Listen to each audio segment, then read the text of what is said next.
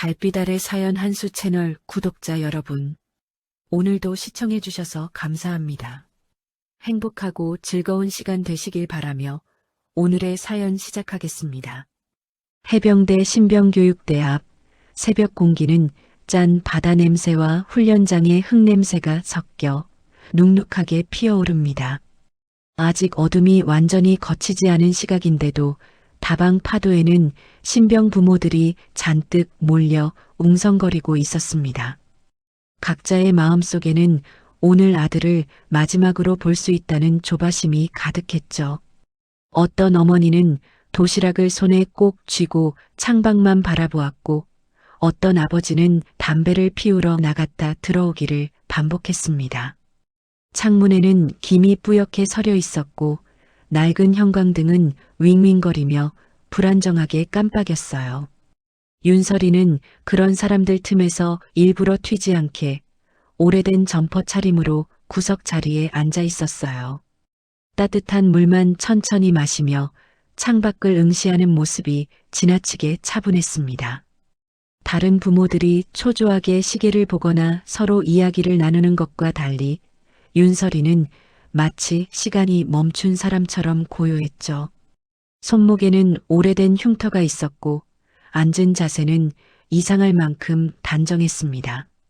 등은 곧게 펴져 있었고 발은 바닥에 평행하게 놓여 있었어요. 시선은 일정한 간격으로 주변을 훑었습니다. 출입구, 창문, 사람들의 동선까지 자연스럽게 파악하는 눈빛이었죠.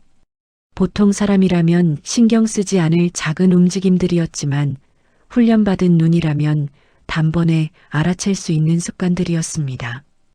윤설인의 손가락은 물컵을 감싸고 있었지만 그 감싸는 방식조차 평범하지 않았어요. 손가락 마디마다 굳은 살이 배어 있었고 손톱은 짧고 깔끔하게 정리되어 있었습니다.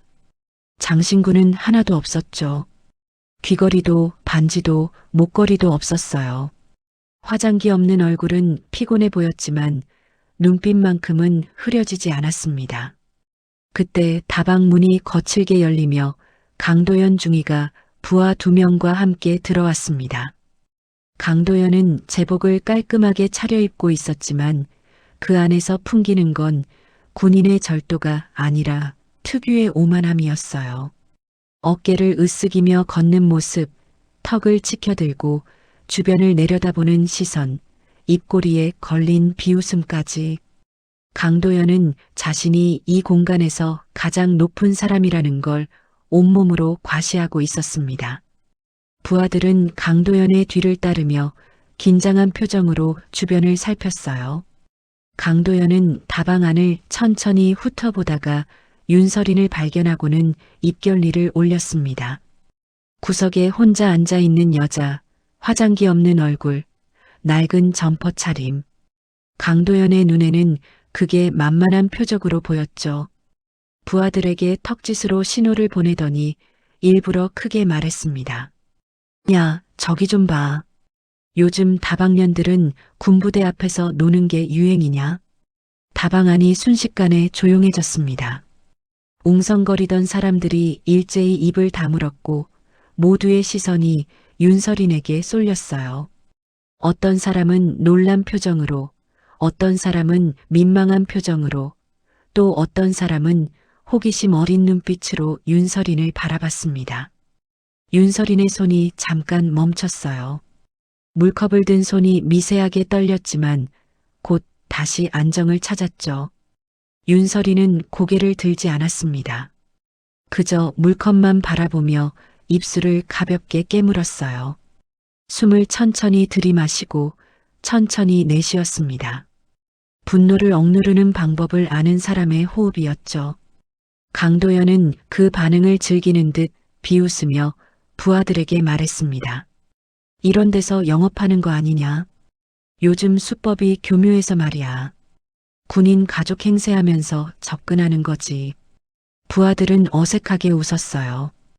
웃어야 할지 말아야 할지 망설이는 표정이었지만 상관 앞에서 반박할 용기는 없었습니다. 강도연은 더 신이 났죠. 목소리를 한층 높였어요. 요즘 이런 애들이 문제야. 순진한 신병들 꼬셔서 돈 뜯어내고 조심해야 된다니까. 바로 그 순간 창가 쪽으로 신병 몇 명이 지나갔습니다. 훈련복을 입은 앳된 얼굴들이 줄지어 걷고 있었어요. 그중 한 명이 창문 너머로 다방 안을 힐끗 쳐다보다가 윤설인과 눈이 마주쳤습니다. 갓 입대한 아들이었어요. 아들의 얼굴이 순간 하얘졌죠. 눈이 커지고 입술이 떨렸습니다. 엄마인 걸 알아보는 순간이었어요. 하지만 옆에는 같은 기수 동기들이 서 있었고 장교가 엄마를 비웃고 있는 상황이 너무 무서웠습니다. 동기 중 한 명이 아들의 어깨를 툭 치며 뭔가 물었어요. 아들은 급히 고개를 저었습니다. 그리고 재빨리 고개를 돌렸죠. 등을 돌린 채 서둘러 자리를 벗어났습니다. 걸음이 빨랐어요. 도망치듯 멀어지는 뒷모습이었죠. 윤설이는 그 장면을 똑똑히 봤습니다.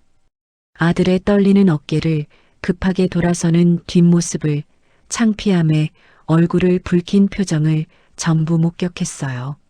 창문에 비친 아들의 옆얼굴이 일그러지는 것도, 동기들 사이로 숨으려는 몸짓도, 한 번도 뒤를 돌아보지 않고 멀어지는 발걸음도 전부 보였습니다. 하지만 윤설이는 아무 말도 하지 못했어요. 아니, 하지 않았습니다. 강도연의 모욕보다 더 아픈 건 아들이 자신을 창피해했다는 사실이었으니까요. 다방면이라는 조롱보다, 사람들의 시선보다 지금 이 순간 가슴을 찢는 건 아들의 외면이었습니다. 윤설이는 입술을 더 세게 깨물었어요. 입술 안쪽에서 비릿한 맛이 났지만 표정만큼은 무너지지 않았습니다. 시선을 다시 물컵으로 내렸죠. 손은 미세하게 떨렸지만 물컵을 놓지는 않았어요. 강도연은 그 침묵을 굴복으로 착각했습니다. 더 재미있다는 듯 비웃으며 부하들과 함께 웃어댔죠. 봐라. 찔리니까 말도 못하잖아. 다방 안 사람들은 어색한 침묵 속에서 서로의 눈치만 보았습니다. 누구도 나서지 않았어요. 어떤 어머니는 고개를 돌렸고 어떤 아버지는 휴대전화를 꺼내 들었습니다. 모두가 이 상황에서 벗어나고 싶어 했지만 누구도 윤설인을 위해 목소리를 내지 않았죠. 윤설이는 그 모든 시선을 느끼면서도 여전히 고개를 들지 않았습니다. 다만 물컵을 쥔 손에 힘이 들어갔어요. 손등의 핏줄이 붉어졌습니다. 강도연은 윤설인의 침묵을 더 즐기며 천천히 그녀에게 다가갔습니다. 군화 소리가 다방 바닥에 둔탁하게 울렸어요. 한 걸음, 두 걸음, 세 걸음. 강도연이 윤설인의 테이블 앞에 멈춰 섰을 때 다방 안의 공기가 더 무거워졌습니다. 사람들은 숨을 죽이고 지켜봤죠. 강도연은 테이블을 손가락으로 툭툭 두드리며 위압적인 목소리로 말했어요. 신분증 꺼내봐. 여기 왜 왔는지 확인해야겠어. 윤설이는 여전히 고개를 들지 않았습니다. 천천히 손을 움직여 가방을 집어들었어요. 지갑을 꺼내려는 순간 손이 잠깐 떨렸습니다. 아주 미세한 떨림이었지만 강도연의 날카로운 눈이 그걸 놓치지 않았죠.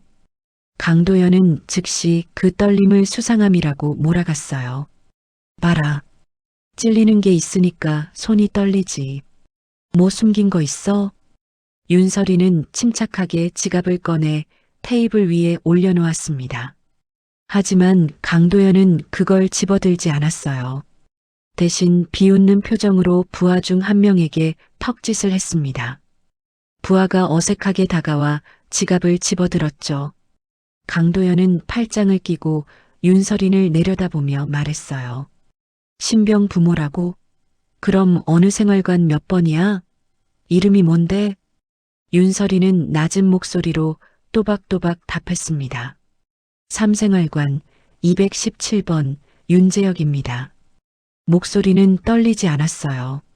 하지만 아들의 이름을 부르는 순간 눈빛이 잠깐 흔들렸습니다. 강도연은 그 흔들림마저 즐기듯 비웃었죠. 윤재요? 그의 엄마라고? 말이 되는 소리를 해야지. 바로 그때 다방 주인 최미정이 카운터에서 나왔습니다. 최미정은 앞치마를 손으로 꽉 쥐며 떨리는 목소리로 말했어요. 그만하세요. 여기 다들 가족 기다리는 사람들인데 왜 이러시는 겁니까? 강도연은 고개를 돌려 최미정을 쏘아봤습니다. 눈빛이 차갑게 식었어요. 민간인이 장교한테 훈계질이야? 당신도 같은 패거리냐? 신분증 당신도 내놔. 최미정의 얼굴이 하얘졌습니다. 손은 떨렸지만 물러서지 않았어요. 최미정은 목소리를 가다듬으며 다시 말했죠. 저는 이 다방 주인입니다. 이분은 여기 단골이에요. 매번 아드님 보러 오시는데. 강도연이 말을 끊었습니다. 단골? 그럼 더 수상하네. 자주 온다는 게 더 이상하지 않아? 보통 부모들은 면회 때나 오는데. 최미정은 더 이상 말을 잇지 못했어요. 강도연의 논리에는 틈이 없었습니다. 아니, 틈을 만들 생각 자체가 없었죠. 이미 결론은 정해져 있었어요. 윤서린을 수상한 사람으로 만드는 것. 최미정은 입술을 깨물며 한 걸음 물러섰습니다. 윤서린은 그제야 천천히 고개를 들었어요. 강도연과 눈이 마주쳤습니다. 윤서린의 눈빛은 차분했지만 그 안에는 무언가 단단한 것이 깔려 있었어요. 윤서린은 최대한 낮은 목소리로 하지만 또박또박 말했습니다. 저는 오늘 아들 얼굴만 보고 가려 했습니다. 방해할 생각도 문제 일으킬 생각도 없었어요. 그 말이 오히려 강도연의 자존심을 긁었습니다. 차분한 목소리, 흔들리지 않는 눈빛, 당당한 태도. 강도연은 그게 자신을 무시하는 것처럼 느껴졌어요. 자신이 제복을 입고 있는데 이 여자는 전혀 위축되지 않았습니다. 그게 강도연에게는 참을 수 없는 모욕이었죠. 강도연은 비웃으며 부하들에게 큰 소리로 지시했어요. 헌병대 불러. 부대 주변 수상 인물 신고한다고 해. 신병 부모인 척 접근하는 거 수법 많다더라. 확인 필요해. 부하 중 한 명이 망설이며 물었습니다. 중위님, 그런데 신분증은 제대로 나왔는데요. 강도연이 날카롭게 쏘아봤어요. 그게 진짜인지 어떻게 알아? 요즘 위조도 잘 만든다고. 네가 책임질 거야? 부하는 더 이상 말하지 못하고 고개를 숙였습니다. 그리고 무전기를 꺼내 헌병대에 연락을 취했어요. 다방 안 사람들은 숨도 제대로 쉬지 못했습니다. 이 상황이 어디까지 갈지 아무도 예상할 수 없었죠. 헌병대에서 군사경찰 2명이 도착했습니다. 제복을 입은 그들은 상황을 파악하려 했지만 강도연이 먼저 나서서 일방적으로 설명했어요. 이 사람 수상합니다. 부대 주변에서 신병 부모 행세하면서 배회하고 있었어요. 신분 확인 요청했는데 손 떨고 제대로 대답도 안 하고요. 군사경찰 중 한 명이 윤서린을 바라보며 물었습니다. 부인, 여기 왜 오셨습니까? 윤서린은 침착하게 답했어요. 아들 얼굴 보러 왔습니다. 오늘 면회 가능한 날이라고 들었어요. 군사경찰이 고개를 끄덕이며 강도연을 보았습니다. 신분증 확인됐으면 문제없는 거 아닙니까? 강도연은 그 말에 발끈했어요. 문제없다고? 태도 자체가 수상하다니까. 일반 부모들이랑 다르다고. 뭔가 숨기는 게 분명해. 군사경찰은 난처한 표정을 지었지만 강도연의 계급과 압박에 밀려 결국 윤서린에게 말했습니다. 일단 조사실로 동행해 주셔야겠습니다. 확인 절차 거쳐야 합니다. 윤서린은 끌려가며 마지막으로 아들이 있던 방향을 힐끗 봤습니다. 창밖 멀리 훈련복 입은 신병들이 줄지어 이동하고 있었어요. 그 속에 아들이 있었습니다. 아들은 멀리서 그 장면을 보고 있었죠.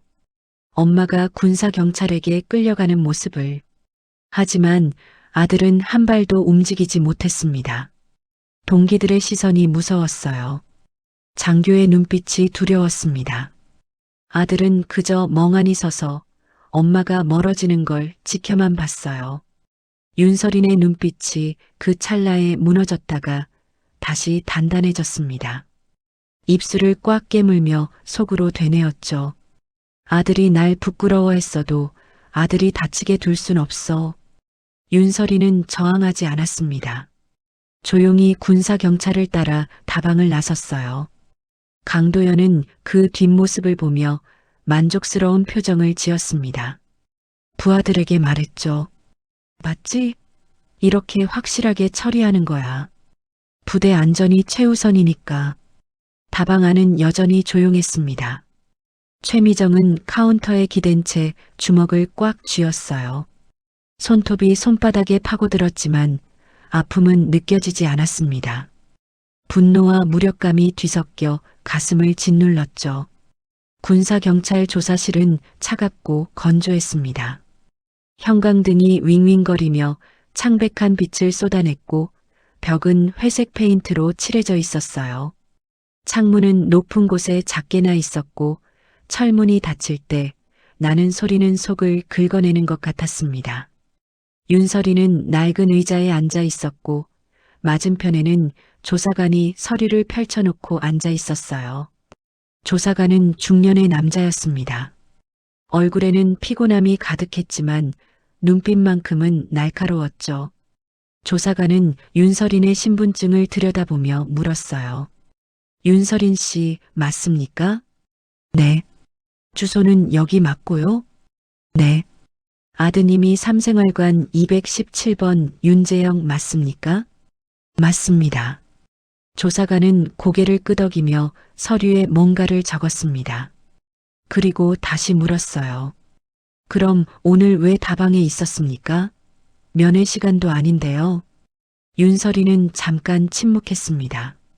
숨을 천천히 들이마시고 천천히 내쉬었어요. 그리고 차분하게 답했죠. 아들 얼굴이 보고 싶었습니다.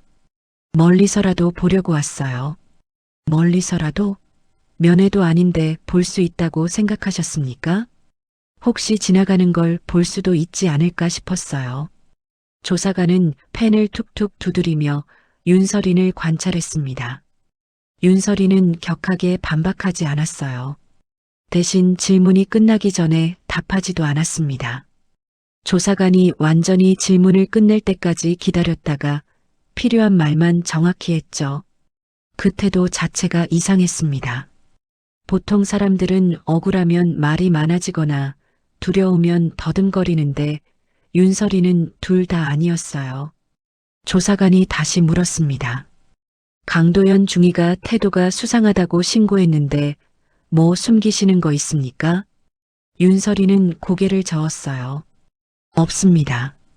그런데 왜 손이 떨렸습니까? 윤설이는 잠깐 망설이다가 말했습니다. 모욕적인 말을 들어서 화가 났습니다. 참으려다 보니 손이 떨렸어요. 조사관은 눈썹을 올렸어요. 모욕적인 말, 어떤 말입니까? 다방면이라고 했습니다. 여러 사람 앞에서요. 조사관은 서류에 그 내용을 적으며 중얼거렸어요. 그건 좀 과했네요. 하지만 조사관은 그 이상 깊이 파고들지 않았습니다. 대신 다른 질문을 이어갔어요. 그럼 오늘 처음 오신 겁니까? 다방 주인이 단골이라고 했던데요. 몇 번 왔습니다. 아들이 입대한 후로요. 몇 번이요? 대여섯 번쯤요. 조사관은 고개를 끄덕이며 계속 서류를 작성했습니다. 윤설이는 의자에 가만히 앉아 있었어요. 등은 여전히 곧게 펴져 있었고 손은 무릎 위에 가지런히 놓여 있었습니다. 발은 바닥에 평행하게 놓였고 시선은 조사관의 얼굴과 손, 그리고 서류를 오갔죠. 그 모든 움직임이 계산된 것처럼 정확했어요. 한편 부대 본부에서는 박현수 대령이 상황 보고를 받고 있었습니다. 강도연이 작성한 보고서가 올라왔는데 내용은 공을 세웠다는 식으로 과장되어 있었어요. 부대 주변 수상 임무를 적발했고 신속하게 조치했다는 내용이었죠. 박현수는 보고서를 읽으며 미간을 찌푸렸습니다. 뭔가 석연치 않았어요. 박현수는 참모에게 지시했습니다. CCTV 영상 가져와. 다방 앞이랑 조사실 전부. 네, 대령님. 잠시 후 모니터에 CCTV 영상이 재생되었습니다. 박현수는 영상을 보자마자 눈빛이 변했어요.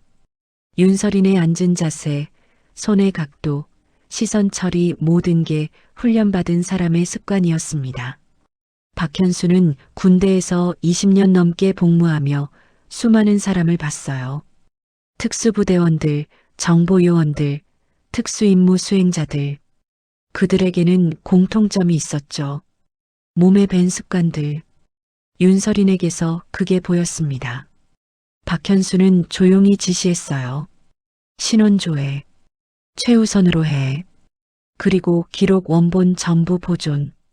편집하지 말고 누가 건드리지도 못하게 해. 참모가 긴장한 표정으로 답했습니다. 네, 알겠습니다. 박현수는 다시 영상을 돌려봤어요. 강도연이 윤설인을 조롱하는 장면, 다방 사람들이 침묵하는 장면, 윤설인이 끌려가는 장면, 그리고 창밖으로 보이는 신병 한 명. 박현수는 그 신병을 확대해서 봤습니다. 윤재혁이었어요. 윤설인의 아들. 아들은 엄마가 끌려가는 걸 보면서도 한 발도 움직이지 못하고 있었죠. 박현수는 한숨을 쉬었습니다. 이거 큰일 났네. 한편 생활관에서는 윤재혁이 침대에 누워 천장을 바라보고 있었습니다. 동기들은 웃고 떠들며 저녁 시간을 보내고 있었지만 윤재혁은 그 소리가 들리지 않았어요. 귓속에서는 계속 다른 소리가 울렸습니다. 다방년. 그 말이 계속 반복됐어요. 엄마를 향한 그 말이 윤재혁의 머릿속에서 쉬지 않고 울렸습니다. 윤재혁은 이불을 꽉 쥐었어요. 손에 힘이 들어가며 손가락 마디가 하얘졌죠. 동기 한 명이 다가와 말을 걸었어요. 야, 윤재혁? 너 괜찮아? 저녁도 안 먹고. 윤재혁은 고개를 저었습니다. 괜찮아. 그냥 좀 피곤해서. 그래. 그럼 쉬어. 내일 훈련 빡세다던데. 동기가 돌아가고 윤재혁은 다시 천장을 바라봤어요. 눈물이 고였지만 흘리지는 않았습니다. 대신 속으로 되뇌었죠. 엄마 미안해. 나 왜 그랬을까? 화장실에 가겠다며 일어난 윤재혁은 세면대 앞에 섰습니다. 거울 속 자신의 얼굴을 봤어요. 빨간 눈, 창백한 얼굴, 떨리는 입술. 윤재혁은 세면대를 꽉 잡았습니다. 손에 힘이 들어가며 세면대가 삐걱거렸어요. 내가 엄마를 버렸나? 윤재혁은 찬물로 얼굴을 씻었습니다. 하지만 가슴속 답답함은 씻겨지지 않았어요. 오히려 더 무거워졌습니다. 윤재혁은 벽을 짚고 숨을 몰아쉬었죠. 숨이 제대로 쉬어지지 않았어요. 가슴이 조여왔습니다. 엄마가 지금 어디 있을까? 무슨 일을 당하고 있을까? 나 때문에.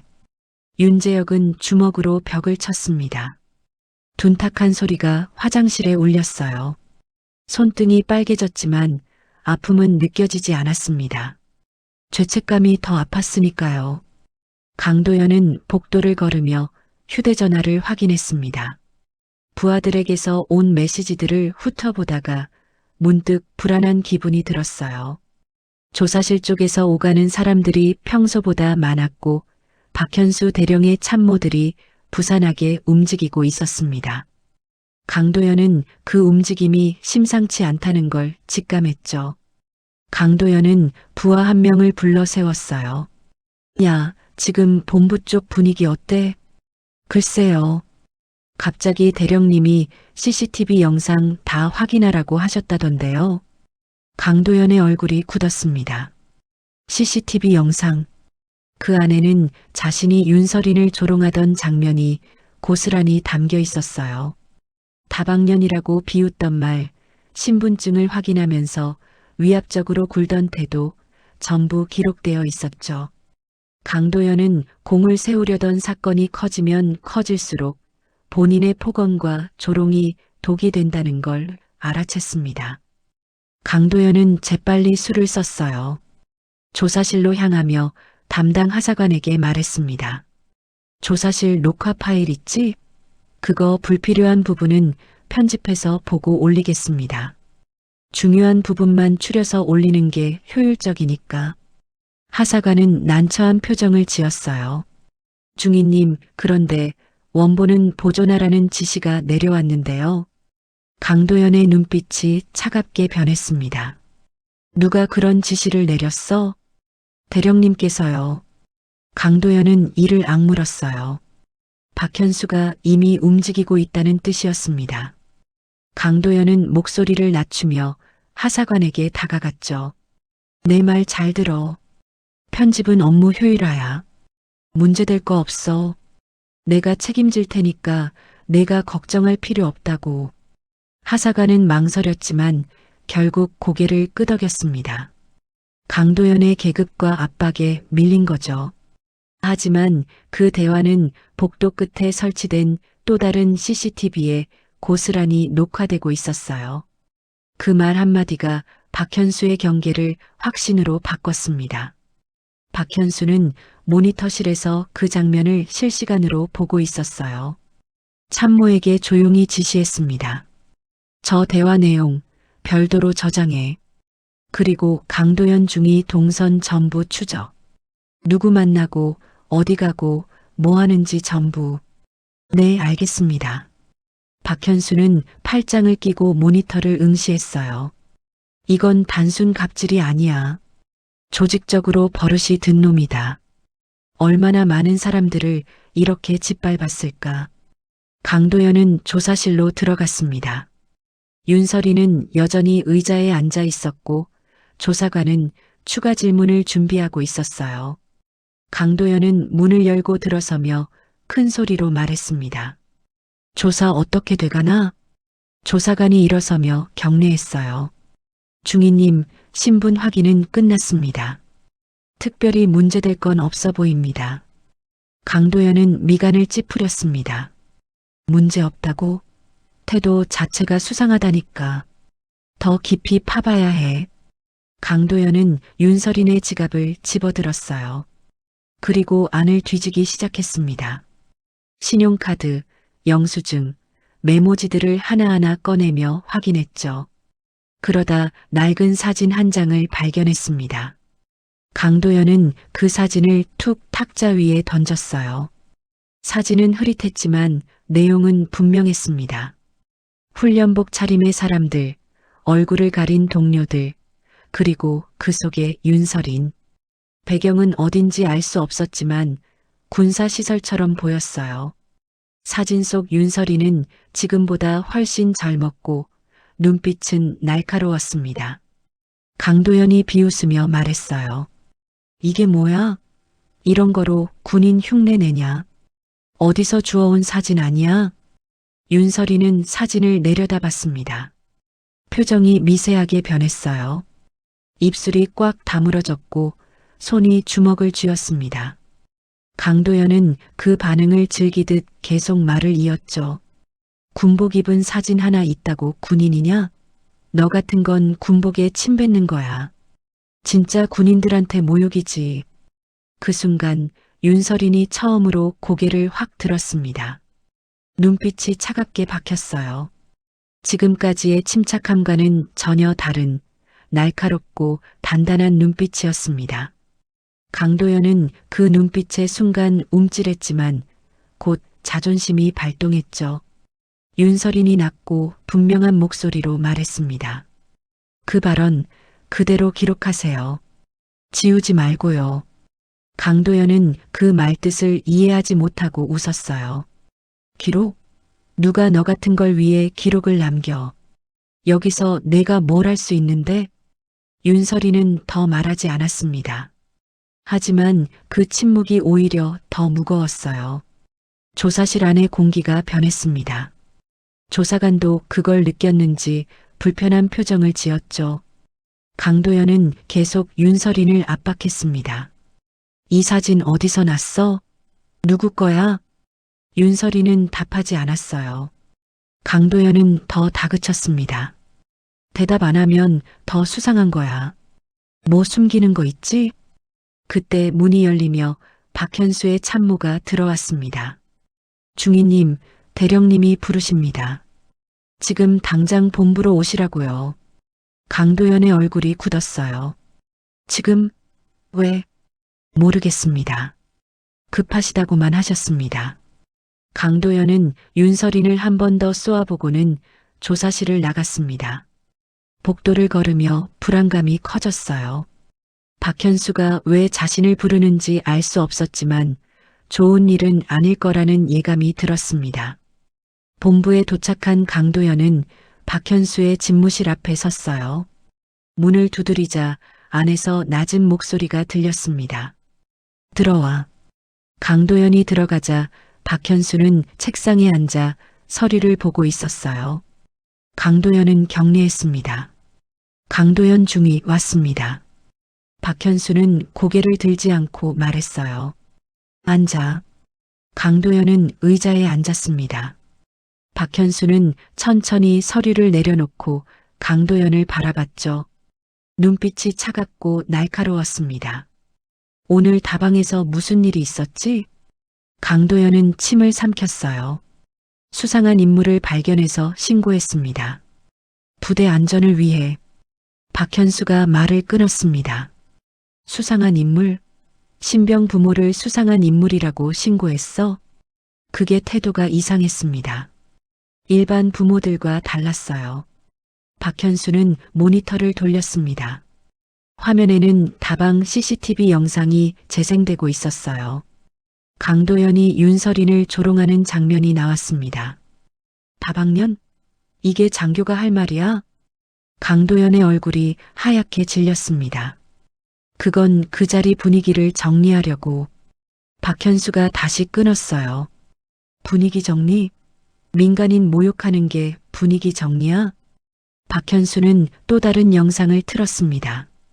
강도연이 하사관에게 녹화 파일 편집을 지시하는 장면이었어요. 편집? 원본 보존하라는 명령을 무시하고 편집하려 했어? 강도연은 더 이상 변명하지 못했습니다. 박현수는 강도연을 차갑게 응시하며 천천히 입을 열었어요. 지금부터 내 질문에만 답해. 윤설인 씨 신원조회 결과 받았어? 강도연은 고개를 저었어요. 아직 안 받았습니다. 박현수는 서류 한 장을 꺼내 강도연 앞에 툭 던졌습니다. 그럼 이제 받아. 똑바로 읽어봐. 강도연은 떨리는 손으로 서류를 집어들었어요. 첫 줄을 읽는 순간 얼굴에서 핏기가 싹 빠졌습니다. 서류에는 윤설인의 과거 경력이 간략하게 적혀 있었죠. 특수임무부대 소속, 해외작전 참여, 여러 차례 표창, 그리고 마지막 줄에는 현재 예비역, 보안 등급 유지라고 적혀 있었습니다. 강도연의 손이 떨렸어요. 서류가 바들바들 흔들렸습니다. 박현수가 냉정하게 말했어요. 내가 오늘 다방년이라고 부른 사람이 누군지 이제 알겠어? 강도연은 입을 열었지만 말이 나오지 않았습니다. 목구멍이 바짝 말라버렸죠. 박현수는 계속 말을 이었어요. 더 큰 문제는 내가 증거를 없애려 했다는 거야. 원본 보존 명령을 무시하고 편집하려 했지. 그게 뭘 의미하는지 알아? 강도연은 가까스로 말했습니다. 대령님, 저는 정말 부대를 지키려고. 박현수가 주먹으로 책상을 쳤습니다. 둔탁한 소리가 집무실에 울렸어요. 부대를 지킨 게 아니야. 내 자리를 지키려 한 거지. 강도연은 더 이상 변명하지 못했습니다. 박현수는 의자에서 일어나 창문 쪽으로 걸어갔어요. 밖을 내다보며 한숨을 쉬었습니다. 내가 신원조회를 지시한 이유가 뭔지 알아? CCTV에서 윤설인 씨 움직임을 봤거든. 앉는 자세, 시선 처리, 손의 위치, 전부 훈련받은 사람의 습관이었어. 그래서 확인한 거야. 박현수는 강도연을 돌아봤습니다. 근데 내가 뭘 했어? 조롱하고 모욕하고 증거까지 없애려 했지. 이게 장교가 할 짓이야? 강도연은 고개를 숙였어요. 박현수는 다시 책상으로 돌아와 앉으며 말했습니다. 지금부터 넌 모든 직무에서 배제야. 조사받을 준비해. 그리고 박현수는 잠깐 말을 멈췄다가 이어갔어요. 이 사건은 내 선에서 끝나지 않을 거야. 윤설인 씨 가족이 누군지 알아? 강도연은 고개를 들었습니다. 눈에는 공포가 가득했어요. 박현수가 차갑게 말했죠. 합참의장이 아버지야. 작은아버지는 대장, 삼촌들은 중장이랑 소장. 별이 13개야. 13개. 강도연의 입에서 신음이 새어나왔습니다. 아니.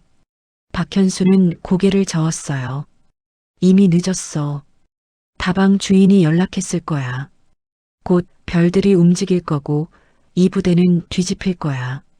한편 다방 파도에서는 최미정이 창고 깊숙한 곳에서 오래 숨겨둔 휴대전화를 꺼내고 있었습니다.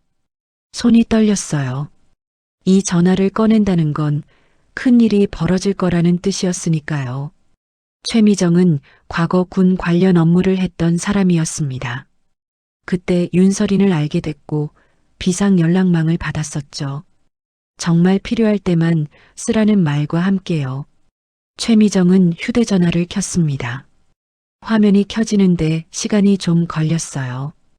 오래 사용하지 않았던 전화였으니까요. 연락처는 단 하나만 저장되어 있었습니다. 이름이 아니라 짧은 문장만 적혀 있었어요. 필요할 때만. 최미정은 숨을 깊이 들이마시고 전화를 걸었습니다. 신호음이 3번 울리고 낮고 단단한 목소리가 받았어요. 말해. 최미정은 떨리는 목소리로 말했습니다. 저 다방 파도 주인 최미정입니다. 윤설인 씨가. 윤설인? 목소리가 즉시 긴장했습니다. 최미정은 계속 말을 이었어요. 해병대에서 잡혀 있습니다. 장교한테 다방년이라고 조롱당했고 지금 조사받고 있어요. 그리고 기록도 지우려 한다고 들었습니다. 전화 너머에서 잠깐 침묵이 흘렀습니다. 그러다 다시 목소리가 들렸어요. 이번엔 더 낮고 더 차갑게 변해 있었죠. 위치, 진해 해병대 신병교육대입니다. 알았어. 고마워. 전화가 끊어졌습니다. 최미정은 휴대전화를 꼭 쥐고 한참을 서 있었어요. 이제 돌이킬 수 없다는 걸 알았습니다. 하지만 후회는 없었죠. 윤설인이 당한 모욕을, 그 침묵 속에 숨겨진 고통을 봤으니까요. 그날 오후 해병대 부대 안에는 이상한 소문이 퍼지기 시작했습니다. 간부들끼리 수군거리는 소리가 복도를 채웠어요. 별이 움직인대. 별, 누가? 합참의장이래. 직접. 설마 왜? 모르겠어. 근데 헬기 뜬대. 여러 대. 헬기? 여기로? 소문은 빠르게 퍼졌습니다. 신병들까지 들을 정도였어요. 생활관에서는 교관들이 긴급 점호를 준비하라는 지시를 내렸습니다. 분위기가 심상치 않았죠. 윤재혁은 동기들 사이에서 그 소문을 들었어요. 별이 움직인다는 말, 헬기가 온다는 말. 윤재혁은 가슴이 철렁 내려앉았습니다. 왠지 모르게 이 모든 게 엄마와 관련이 있을 것 같았어요. 아침에 엄마가 끌려갔던 장면이 떠올랐습니다. 윤재혁은 주먹을 꽉 쥐었죠. 제발 아니길. 하지만 윤재혁의 불안은 현실이 되었습니다. 저녁 무렵 부대 상공에서 굉음이 들렸어요. 헬기 소리였습니다. 한 대가 아니었어요. 여러 대의 헬기 소리가 겹쳐오며 부대 전체를 진동시켰습니다. 신병들은 창문으로 달려가 밖을 내다봤어요. 하늘에는 헬기 세대가 부대를 향해 날아오고 있었습니다. 교관이 소리쳤죠. 창문에서 떨어져. 전원 집합. 신병들은 급히 생활관 중앙으로 모였습니다. 하지만 모두의 눈은 창문 쪽을 향하고 있었어요. 헬기가 착륙하는 소리, 사람들이 내리는 소리, 군화 발소리가 들렸습니다. 윤재혁은 떨리는 다리로 서 있었어요. 동기 하나가 속삭였습니다. 야, 이거 뭔 일이야? 감찰이야? 모르겠어. 근데 별단 사람들 왔다던데. 별? 장성? 응. 여러 명. 윤재혁은 숨을 제대로 쉴 수 없었습니다. 가슴이 답답했고 손은 식은땀으로 젖어 있었어요. 엄청난 굉음과 함께 태풍 같은 바람이 불어오면서 부대 정문 앞 감시초소에 서 있던 병사들의 눈이 휘둥그레졌어요. 헬기 한 대가 아니었습니다. 세 대의 헬기가 거의 동시에 부대 상공에 나타났고 그 소리가 겹쳐지며 땅이 진동했어요. 프로펠러가 일으키는 바람에 나뭇잎들이 미친 듯이 날렸고 흙먼지가 사방으로 흩어졌습니다. 감시초소 병장이 무전기를 급히 들었어요. 본부, 여기 정문 초소. 헬기 세대 착륙 중입니다. 무전기 너머에서 당황한 목소리가 들렸죠. 확인했다. 전 병력 대기 태세 유지. 헬기들은 부대 중앙 연병장에 차례로 착륙했습니다. 첫 번째 헬기의 문이 열리고 별이 박힌 견장을 단 장성이 내렸어요.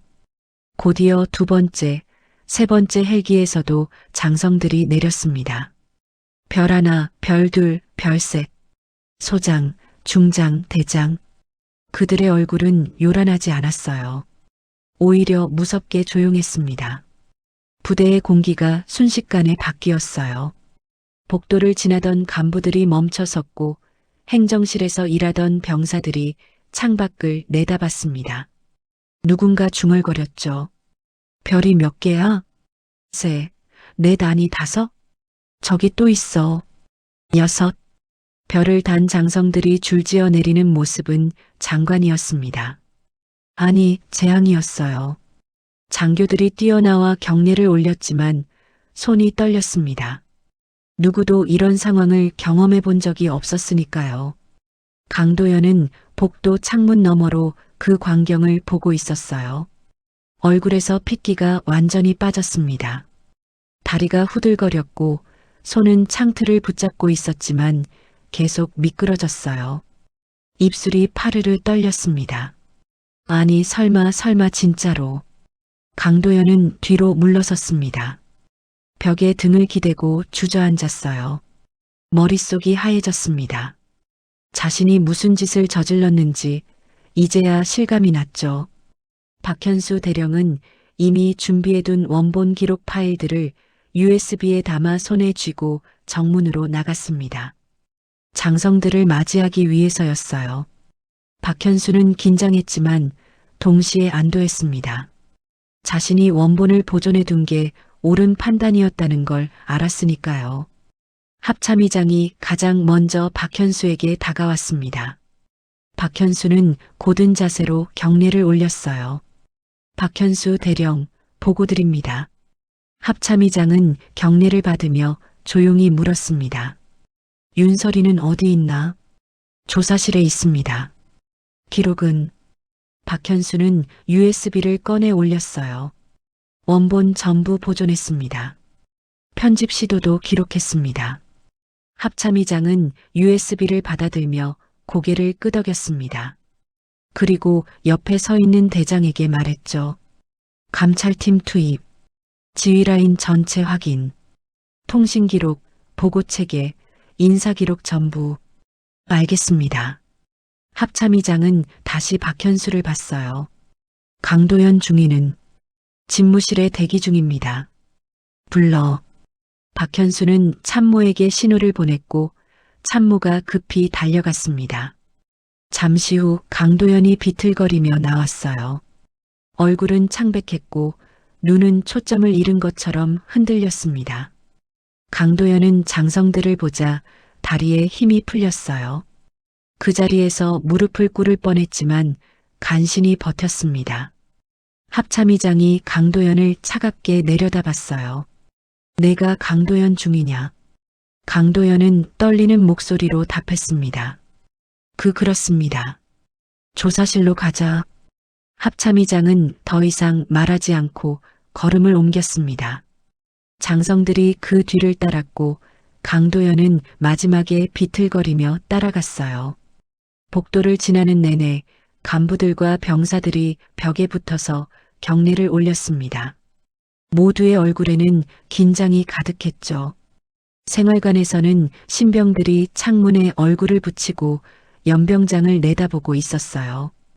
교관들이 소리를 질렀지만 아무도 듣지 않았습니다.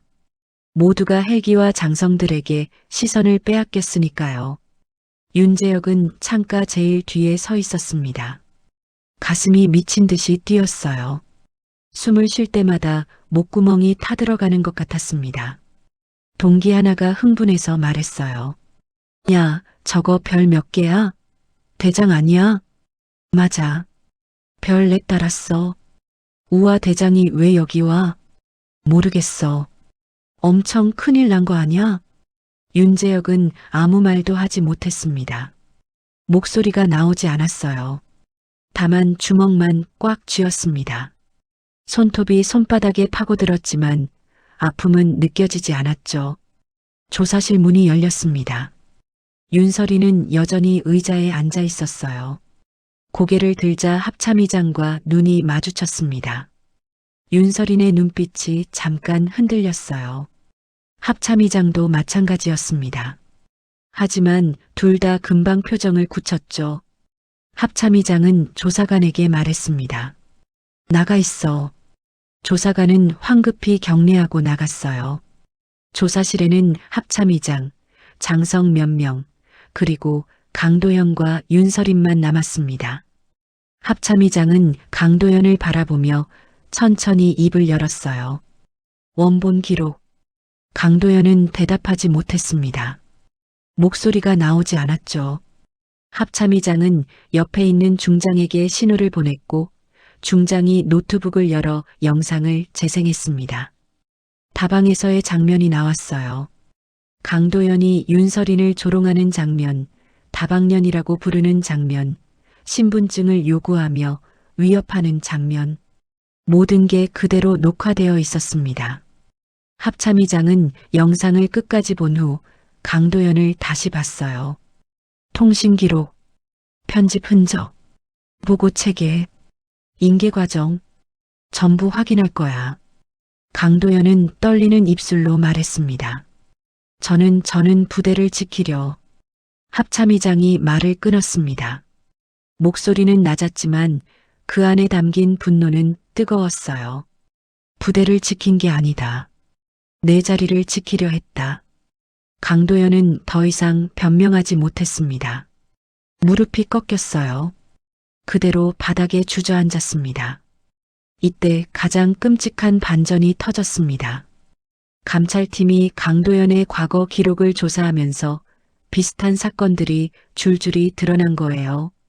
강도연이 과거에도 민간인을 압박하고 사건을 조작해서 실적으로 만든 정황들, 문서 조작, 증거인멸, 허위 보고, 전부 나왔습니다. 중장이 보고했어요. 의장님, 과거 사건 6건 확인했습니다. 전부 비슷한 수법입니다. 합참의장의 얼굴이 더욱 굳어졌습니다. 계속 조사해. 연루자 전부 찾아내. 강도연의 결말은 한 번의 징계가 아니었습니다.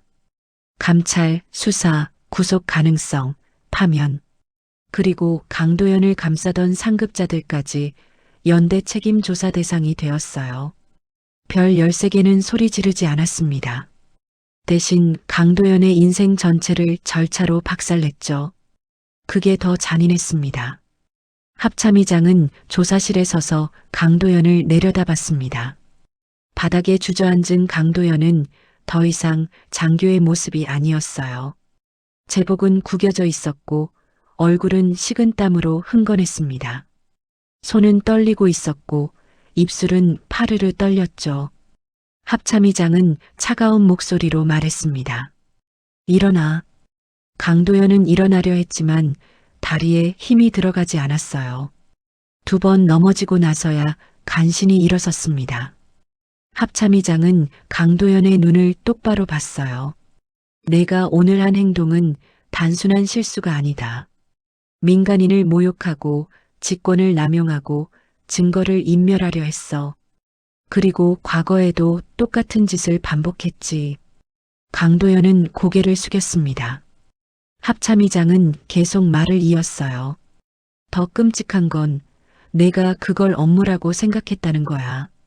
민간인을 수상자로 만들고 서류를 조작하고 실적으로 포장하는 게 당연하다고 여겼지. 강도연은 떨리는 목소리로 말했습니다. 죄송합니다. 정말 죄송합니다.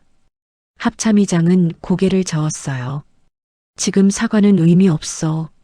넌 이미 선을 넘었어.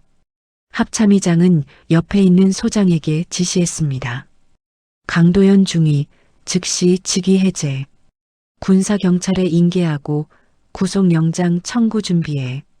소장이 경례하며 답했어요. 알겠습니다. 2명의 군사경찰이 들어와 강도연의 양팔을 잡았습니다. 강도연은 비틀거리며 끌려나갔어요. 문이 닫히는 순간까지 강도연의 흐느끼는 소리가 들렸습니다. 조사실에는 합참의장과 윤설인만 남았습니다. 합참의장은 천천히 윤설인에게 다가가 의자에 앉았어요. 윤설인도 여전히 앉아 있었습니다. 2 사람 사이에 침묵이 흘렀죠. 합참의장이 먼저 입을 열었습니다. 괜찮나? 윤설이는 고개를 끄덕였어요. 네. 다치지는 않았고? 네. 괜찮습니다. 합참의장은 윤설인의 손목을 봤습니다. 오래된 흉터가 보였어요. 그 흉터를 만든 날의 기억이 떠올랐습니다. 합참의장은 시선을 돌렸죠. 재혁이는 봤나? 윤설인의 눈빛이 흔들렸습니다. 입술을 꽉 깨물었어요. 그리고 작은 목소리로 답했습니다. 봤습니다. 하지만 재혁이는 절 외면했어요. 합참의장은 한숨을 쉬었습니다. 그 애가 상황을 몰랐을 거야. 윤설이는 고개를 저었어요. 알았어도 마찬가지였을 겁니다.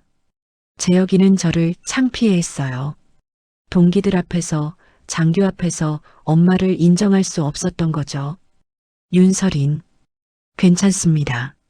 전 그저 재혁이가 다치지 않기를 바랐어요. 그것만으로 충분합니다. 합참의장은 윤설인의 눈을 봤습니다. 그 안에는 슬픔이 있었지만 동시에 단단함도 있었어요. 윤설이는 언제나 그랬습니다. 상처받아도 무너져도 다시 일어섰죠. 합참의장은 천천히 말했어요.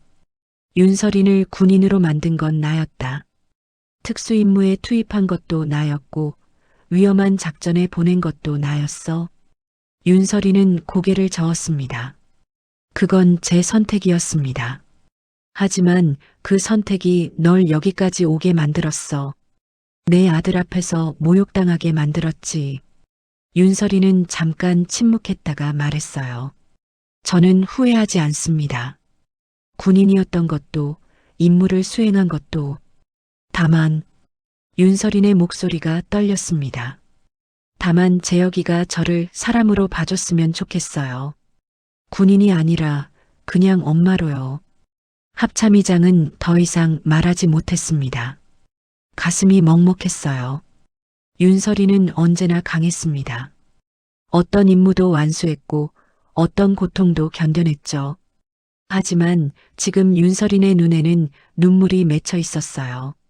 흘리지는 않았지만 고여 있었습니다.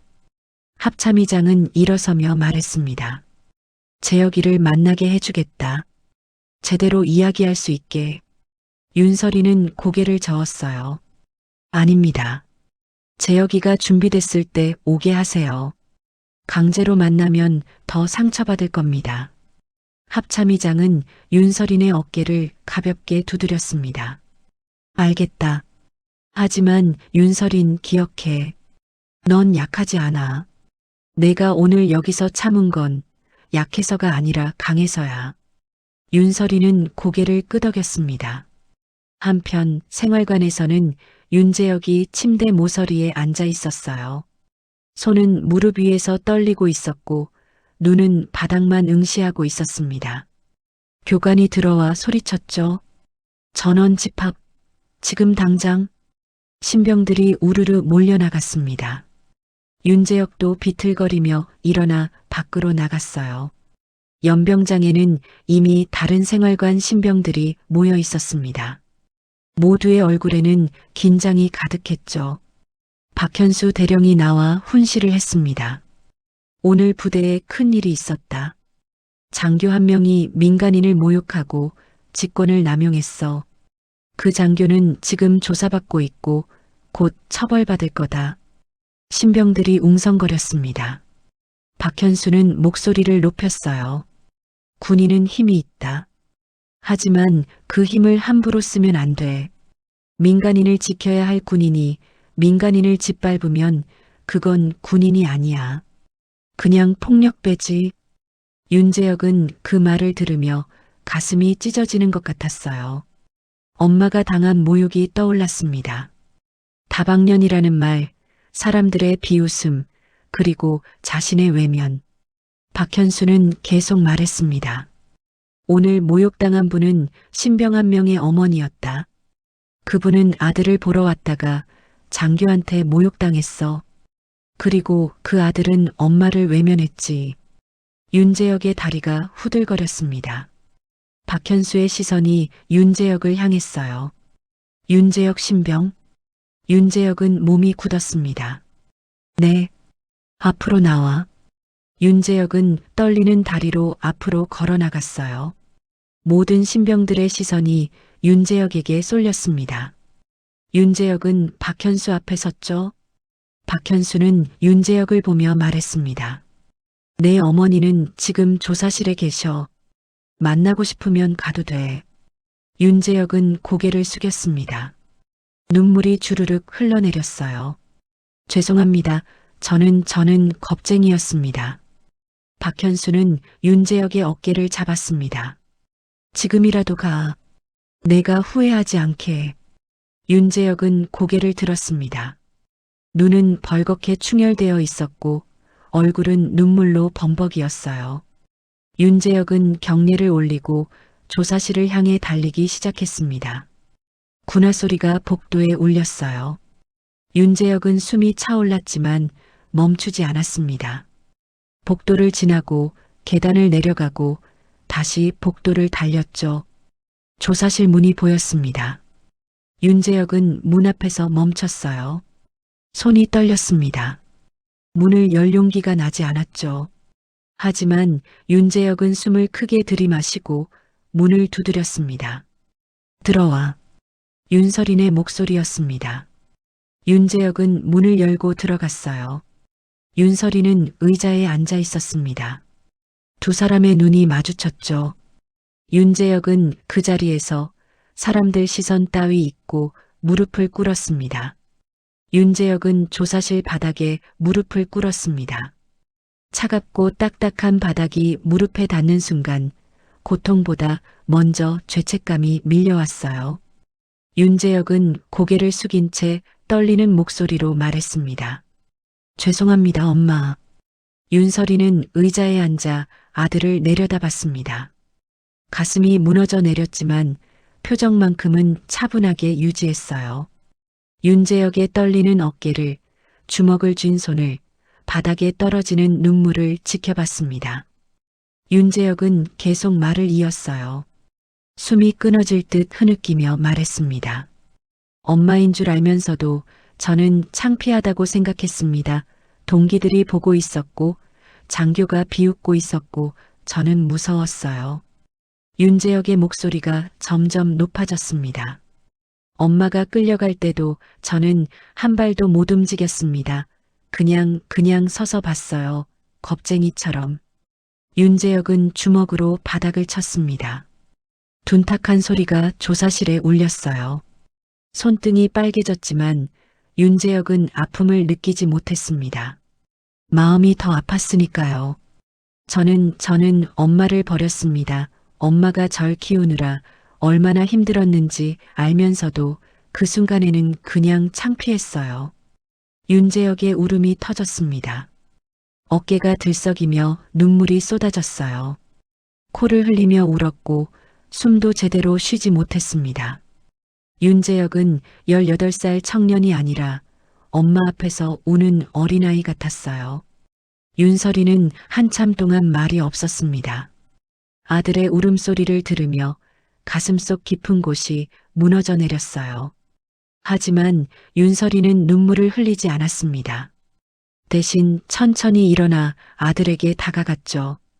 윤설이는 떨리는 손으로 아들의 어깨를 잡았습니다. 윤재혁은 그 손길에 더 크게 울었어요. 윤설이는 힘을 주어 아들을 천천히 세웠습니다. 윤재혁은 비틀거리며 일어났지만 여전히 고개를 들지 못했어요. 윤설이는 아들의 턱을 살짝 들어 올렸습니다. 두 사람의 눈이 마주쳤어요. 윤재혁의 눈은 빨갛게 충혈되어 있었고 눈물로 범벅이었습니다. 윤설이는 아들의 얼굴을 천천히 닦아주며 말했습니다. 오늘 내가 무릎 꿇은 건 군인으로서가 아니라 사람으로서 잘못을 인정한 거다. 윤재혁은 입술을 떨며 고개를 끄덕였어요. 윤설이는 계속 말을 이었습니다. 내가 오늘 나를 외면한 건 나도 알아. 창피했겠지. 동기들 앞에서, 장교 앞에서 엄마가 모욕당하는 걸 보는 게 얼마나 힘들었을지. 윤재혁은 더 세게 울었습니다. 윤설이는 아들의 어깨를 꽉 잡았어요. 하지만 재혁아, 엄마는 내가 창피해했다고 해서 널 원망하지 않아. 내가 나를 외면했다고 해서 미워하지도 않아. 윤재혁은 고개를 들었습니다. 눈물이 뚝뚝 떨어졌어요. 윤설이는 아들의 눈을 똑바로 보며 말했습니다. 윤설이는 내 엄마라서 버틴 거야. 내가 부끄러워해도, 내가 날 외면해도 내가 다치면 안 되니까. 윤재혁은 더 이상 참지 못하고 엄마를 껴안았습니다. 윤설인도 아들을 꽉 안았어요. 두 사람은 한참 동안 그렇게 서 있었습니다. 윤재혁은 엄마의 어깨에 얼굴을 묻고 울었고 윤설이는 아들의 등을 쓰다듬으며 조용히 말했죠. 괜찮아. 이제 괜찮아. 윤재혁은 엄마의 품에서 한참을 울었습니다. 모든 죄책감을, 모든 후회를, 모든 미안함을 눈물로 쏟아냈어요. 윤설이는 아들이 다 올 때까지 기다렸습니다. 서두르지 않았어요. 한참 후 윤재혁이 조금 진정되었을 때 윤설이는 아들을 살짝 떼어내며 말했습니다. 이제 생활관으로 돌아가. 동기들이 기다릴 거야. 윤재혁은 고개를 저었어요. 엄마 저 좀 더 있어도 돼요? 윤설이는 부드럽게 웃으며 말했습니다. 안 돼. 넌 지금 군인이야. 군인은 자기 자리로 돌아가야 해. 윤재혁은 입술을 깨물었습니다. 윤설이는 아들의 머리를 쓰다듬으며 말했어요. 재혁아, 엄마는 언제나 여기 있어. 내가 필요할 때면 언제든지. 그러니까 넌 내 할 일을 해. 훈련 열심히 하고 좋은 군인 되어. 윤재혁은 눈물을 닦으며 고개를 끄덕였습니다. 네, 알겠습니다. 윤재혁은 마지막으로 엄마를 꼭 안았어요. 그리고 천천히 몸을 떼며 경례를 올렸습니다. 윤설인도 가볍게 경례로 답했죠. 윤재혁은 뒤를 돌아 문을 향해 걸었습니다. 문을 열기 전에 한 번 더 돌아봤어요.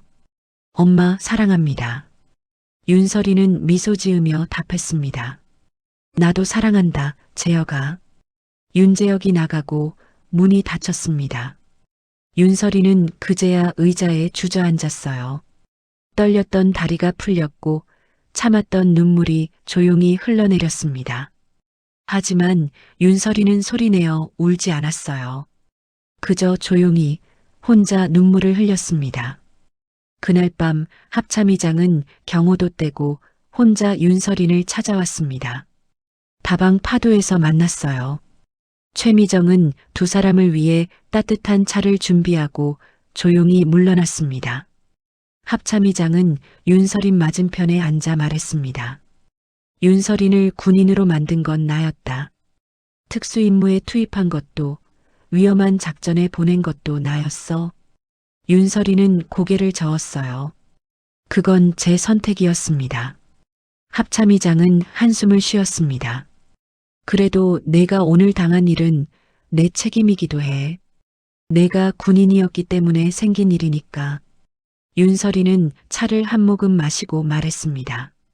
저는 후회하지 않습니다. 군인이었던 것도 임무를 수행한 것도요. 다만 재혁이가 이제는 저를 사람으로 봐줬으면 좋겠어요. 합참의장은 고개를 끄덕였습니다. 재혁이는 오늘 배웠을 거야. 용기가 뭔지, 책임이 뭔지, 그리고 엄마가 얼마나 강한 사람인지. 윤설이는 창밖을 바라봤습니다.